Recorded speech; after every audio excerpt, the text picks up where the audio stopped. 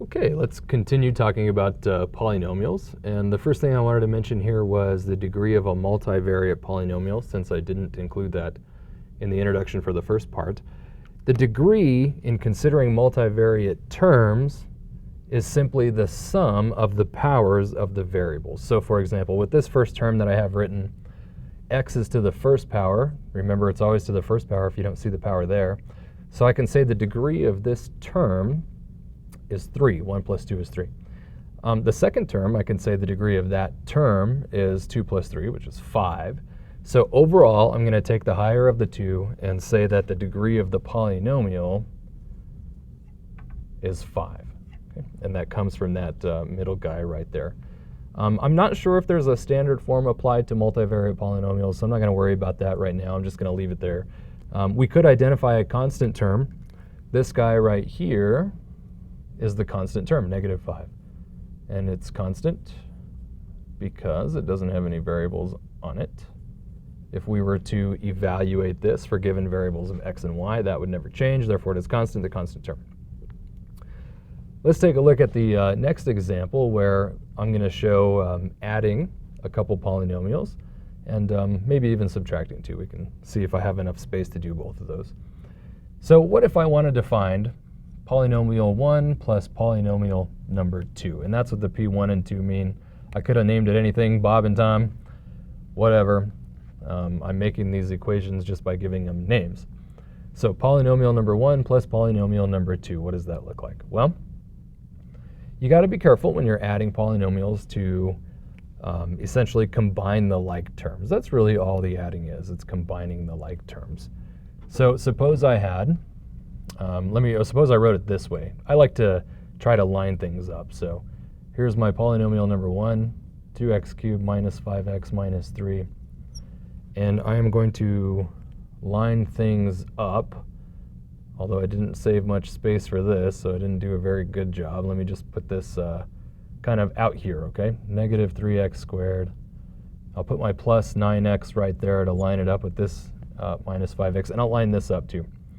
So a minus 5 right there to line up with the constant term from the other guy. So I'm just going to add these two guys together.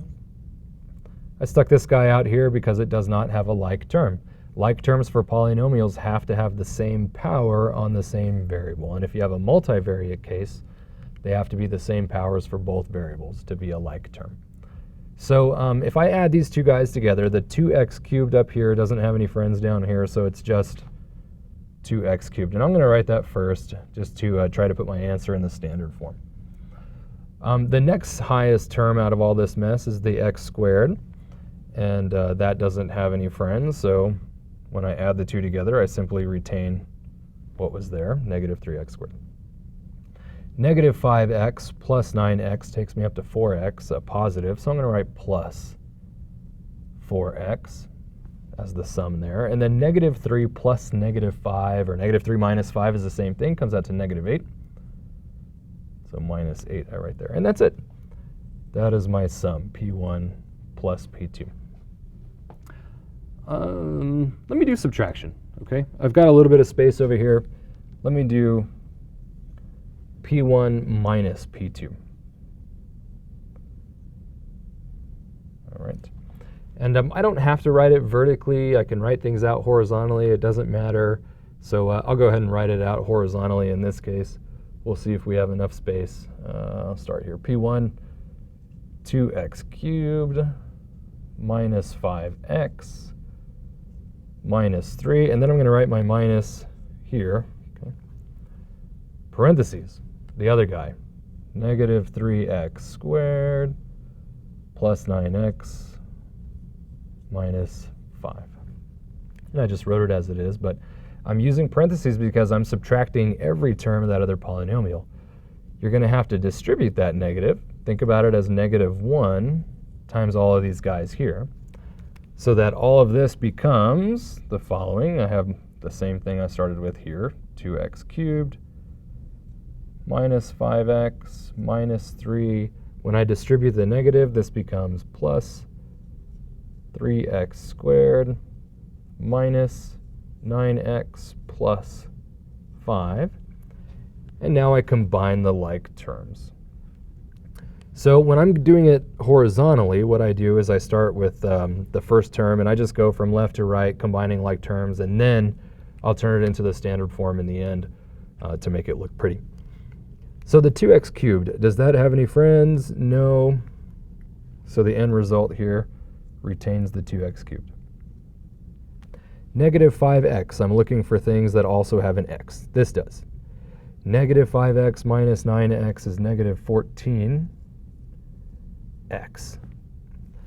Negative 3 combines with positive 5. Negative 3 plus 5 gives me a positive 2, so I'm going to write plus 2.